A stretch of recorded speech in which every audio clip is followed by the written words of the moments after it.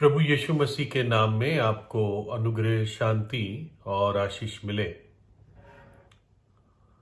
कुछ दुश्मन बाहर होते हैं और कुछ दुश्मन हमारे अंदर होते हैं।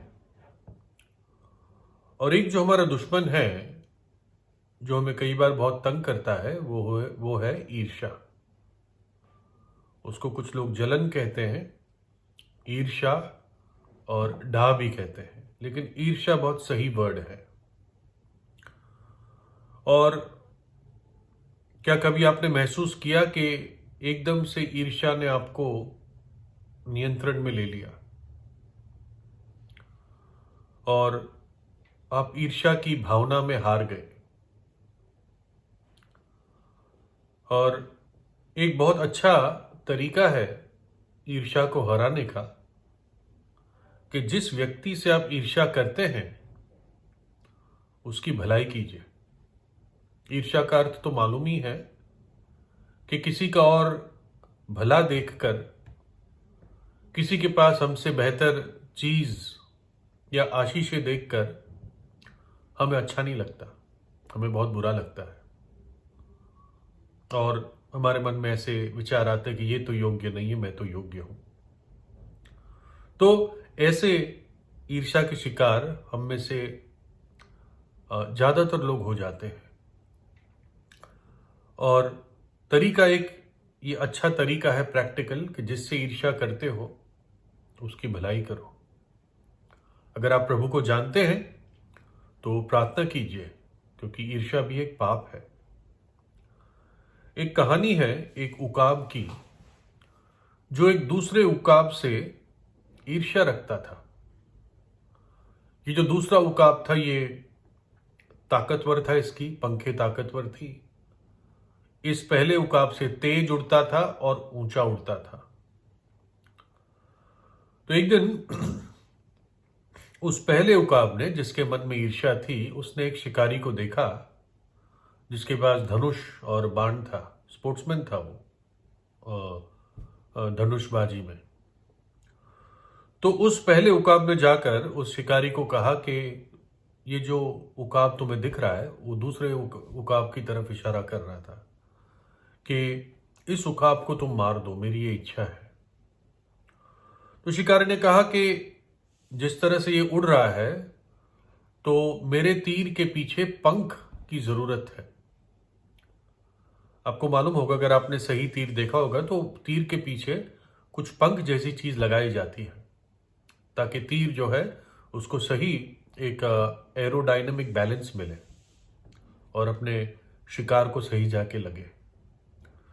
तो वो पंख देने के लिए उस पहले उकाब ने अपनी शरीर से, अपने पंखों से एक पत्ता जैसा निकाल के दिया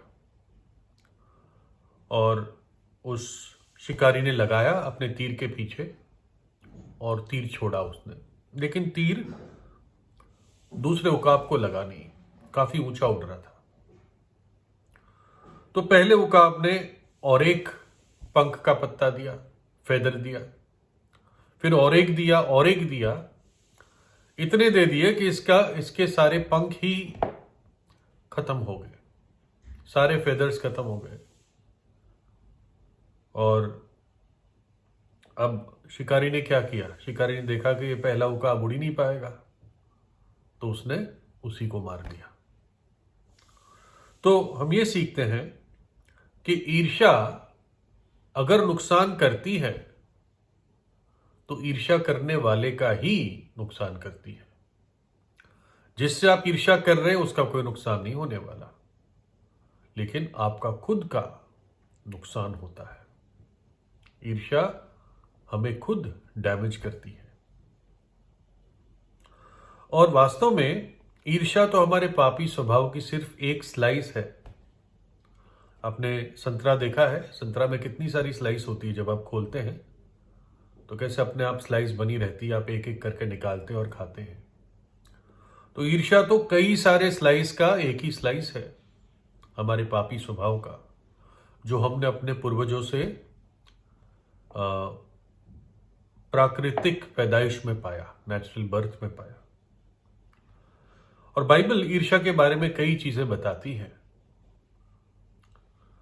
अय्यूब 5:2 में, क्योंकि मूढ़ या मूर्ख तो क्रोध करते करते नाश हो जाता है और भोला ईर्ष्या करते करते मर मिटता है। भोला व्यक्ति यानी जो समझ नहीं रख रहा है। फिर नीति वचन 14:30 में लिखा है, शांत मन शरीर का जीवन है, यानी शरीर के लिए एक अच्छी सेहत है शांत मन। परंतु मन के जलने से या मन में ईर्ष्या पालने से हड्डियां भी सड़ जाती हैं। ईर्ष्या मेरी और आपकी हड्डी को सड़ा देती है। ऐसा भयंकर ये स्वभाव और पाप है। नीति वचन 27:4 में लिखा है, क्रोध तो क्रूर और प्रकोप धारा के समान होता है, परंतु जब कोई जल उठता है, जब कोई ईर्ष्या करता है, तब उसके सामने कौन ठहर सकता है। एक ईर्ष्या करने वाले व्यक्ति कई बार बहुत खतरनाक व्यक्ति बन जाता है। बाइबल कहती है किसी क्रोध करने वाला, प्रकोप करने वाले व्यक्ति को तो किसी तरह मैनेज किया जा सकता है, लेकिन जो ईर्ष्या के शिकार में आ चुका है, उसके सामने कौन ठहर सकता है। प्रभु यीशु मसीह को भी धर्म गुरुओं ने ईर्ष्या के कारण पकड़वा दिया था। और जो रोमी गवर्नर के पास प्रभु यीशु को पकड़ के ले गए थे, वो गवर्नर भी समझ गया कि इन्होंने डाह के कारण, ईर्ष्या के कारण इस पवित्र जन के साथ ही खिलवाड़ किया है। उन धर्म गुरुओं के काम खुद बुरे थे और इसलिए वो प्रभु यीशु को बर्दाश्त नहीं कर पा रहे थे, जो अपनी सब बातों में पवित्र था। उसने साक्षात इस बात का सबूत दिया कि परमेश्वर मनुष्य का रूप धारण करके आया है, लेकिन मनुष्य की ईर्ष्या की गहराई इतनी है कि वो परमेश्वर से भी ईर्ष्या करने लगा और परमेश्वर को भी मारने की योजनाएं बनाने लगा, क्योंकि आखिर में उन्होंने ही गवर्नर पे दबाव डाला कि यीशु को क्रूस पे चढ़ा दो। उनकी आंखें अंधी हो गई थी। लिखा है, सो जब वे इकट्ठे हुए तो पिलातुस जो गवर्नर था, पिलातुस ने उनसे कहा, तुम किसको चाहते हो कि मैं तुम्हारे लिए छोड़ दूं, बरअब्बा को या यीशु को जो मसीह कहलाता है? क्योंकि वह जानता था कि उन्होंने उसे डाह से, ईर्ष्या से पकड़वाया है। जब वह न्याय की गद्दी पर बैठा हुआ था तो उसकी पत्नी ने उससे कहला भेजा कि तू उस धर्मी के मामले में हाथ ना डालना, क्योंकि मैंने आज स्वप्न में उसके कारण बहुत दुख उठाया है। रोमी गवर्नर के पास एक रूल था, एक नियम था कि साल में जो उनका एक यहूदियों का मुख्य पर्व होता था, तो एक गुनहगार को माफ कर देता था, छोड़ देता था जेल से।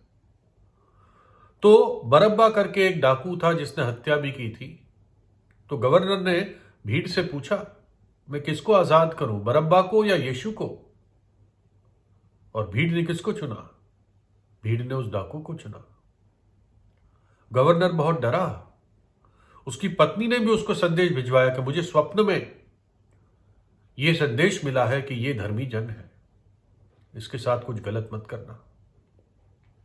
तो गवर्नर समझ गया कि ईर्ष्या के कारण इन्होंने इस पवित्र जन को पकड़वाया है, लेकिन उनकी ईर्ष्या दुनिया की भलाई का कारण ठहरी, क्योंकि यीशु मसीह के क्रूस पर चढ़ने से ही हमें उद्धार मिला। उसके दुख उठाने से ही हमें पापों की क्षमा मिली। उसके पवित्र लहू बहाने से ही एक विश्वास करने वाले के पाप धुल जाते हैं। जो कोई उस पर विश्वास करता है वो नाश नहीं होता परंतु अनंत जीवन पाता है। तो धर्म गुरुओं ने तो सोचा कि हमने इसको खत्म कर दिया, लेकिन वास्तव में परमेश्वर की योजना थी कि प्रभु यीशु क्रूस पर अपना स्वयं बलिदान दे, हमारे पापों को उठा ले, हमारे श्राप को, सजा को, दंड को उठा ले, और इतना ही नहीं, वो तीसरे दिन जी उठा।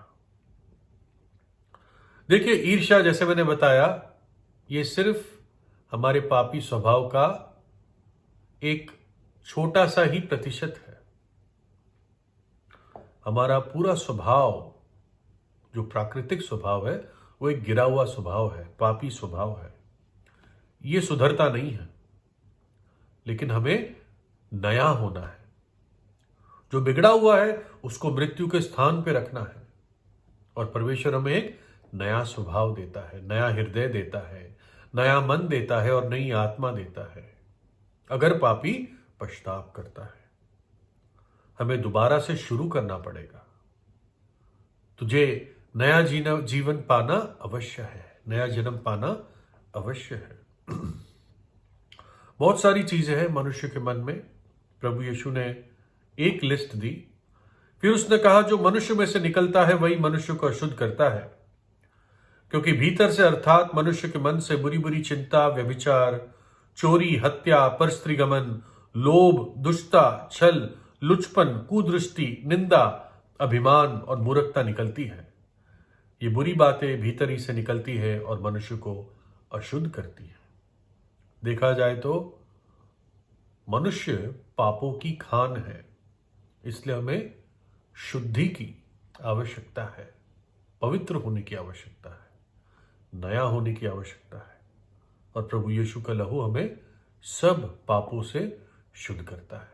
यदि आप प्रार्थना करते हैं, यदि आप पश्चाताप करते हैं और प्रभु यीशु पर विश्वास करते हैं, आज ही प्रार्थना कीजिए। प्रभु यीशु आपको आशीष दे।